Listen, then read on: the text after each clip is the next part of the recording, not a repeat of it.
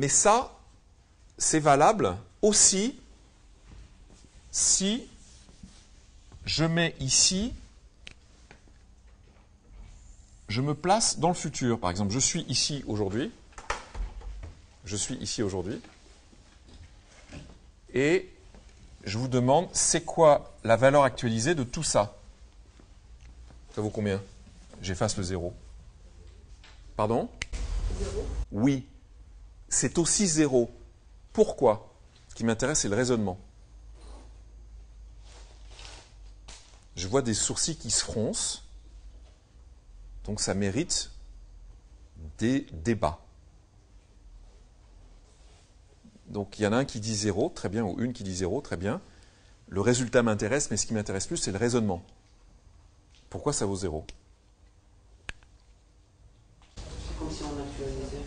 Pardon? On actualisait 0. Alors, première méthode de le voir, j'ai deux méthodes de le voir, une méthode mathématique et une méthode intuitive. D'abord, quand monsieur me dit, je répète pour ceux qui nous entendent, qui ne vous entendent pas, on actualise 0, qu'est-ce que monsieur sous-entend? Eh bien, monsieur sous-entend que monsieur se souvient de ses cours de maths, et il se souvient que quand on écrit x puissance a fois x puissance b, c'est égal à x puissance a plus b. Bravo, vous êtes très fort. Ok? Pourquoi j'écris ça? Parce que ça veut dire que quand vous avez deux périodes de temps, une de petit a année, une de petit b année, vous avez le droit de dire que si vous avez un flux financier F qui arrive là et que vous vous mettez ici, la valeur actualisée de ce flux-là, c'est quoi? La valeur actualisée P comme prix comme présent, vous me connaissez, de ce flux financier F comme flux comme futur, est égal à quoi? Est égal à F sur 1 plus I, la rentabilité demandée par l'investisseur, qui est aussi égal au taux d'actualisation, vous me connaissez, c'est la même chose, 1 plus I, puissance, le nombre d'années qui sépare le flux financier de là où je suis. Donc, puissance A plus B. D'accord? D'après l'équation que je viens de rappeler ici, je peux écrire ça égal à F sur 1 plus I puissance B fois 1 sur 1 plus I puissance A. Qu'est-ce que ça veut dire ça? Ça veut dire que pour actualiser, je peux le faire en deux étapes. D'abord actualiser à un certain temps, puis actualiser là où je suis. Hein? Pour actualiser ici, d'abord j'actualise comme si j'étais là, et ensuite j'actualise là où je suis. On peut le faire en deux temps. Rien qu'à cause de cette équation mathématique. Donc effectivement, monsieur, quand vous me dites que la valeur actualisée de ça, c'est nul parce que j'actualise 0, ça veut dire quoi? Ça veut dire que vous avez fait exactement ça. Vous avez dit, je me ramène au cas précédent où je me mettais ici, je regardais là, d'ici je regardais tous les flux futurs et je disais la valeur actualisée de ces flux-là, c'est 0. Donc quand je me mets là, bah, ça reste 0. Effectivement, vous avez dit j'actualise 0, c'est exactement ça. C'est à ça que vous pensiez? Parfait. D'accord? Ok? Donc, première manière de voir les choses. Pour montrer que la valeur actualisée de ces flux-là, c'est 0. Deuxième manière de voir les choses, un peu plus intuitive, et j'espère que vous partagerez cette intuition, la valeur actualisée, en anglais, ça se dit PV. J'aurais pu mettre VA ou VAN en français. Pourquoi j'aime bien l'anglais? Parce que P, c'est present, mais P, c'est aussi prix. La present value, la valeur actualisée, c'est le montant que je suis prêt à mettre sur la table, prix, pour devenir propriétaire des flux futurs. D'accord?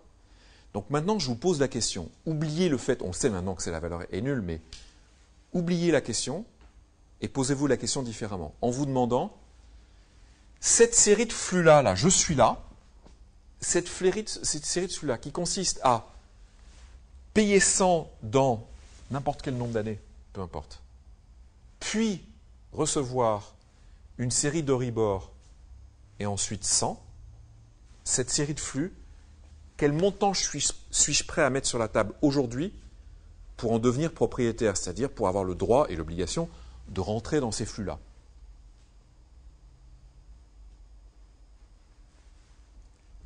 Qu'est-ce que vous avez envie de répondre? Est-ce que vous avez envie de mettre de l'argent sur la table pour entrer dans ces flux-là? Non. Pourquoi? Parce qu'on peut attendre pour le moment donné. Voilà. Réponse, non, j'ai pas envie, parce que, entre guillemets, tout le monde peut le faire.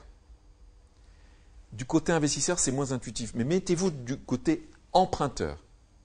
Une banque, quand elle emprunte sur le marché interbancaire, ça emprunte, ça paye Euribor, et ça rembourse. Par définition de l'Euribor, parce que, enfin, la conséquence de tout ce qu'on a expliqué, qu'on remet les taux à zéro et que donc tout le monde le fait, c'est normal, par définition de l'Euribor, toutes les banques peuvent le faire. Donc elles ne sont pas prêtes à mettre de l'argent sur la table pour faire ce qu'elles feraient de toute manière. D'accord? C'est une autre manière intuitive, alors pardonnez-moi si c'est moins intuitif que l'autre méthode, mais pour montrer, pour expliquer que la valeur actualisée de ces flux-là, c'est égal à zéro.